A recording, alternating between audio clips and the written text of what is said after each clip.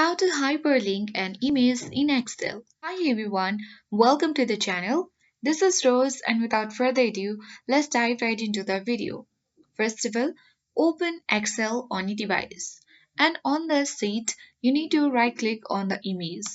And after that, you need to click on Insert tab at top left. And now you will find link at top right. Click on link.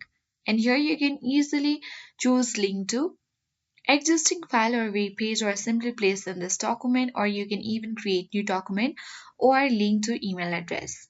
For now, let's insert on this existing file.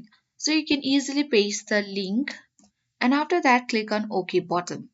After that you need to deselect the picture and after that when you select the picture it will take to YouTube. As you can see that we have successfully hyperlinked an image in an Excel. I hope this guide worked. If you are new to our channel, hit the like button and subscribe. Thank you for watching.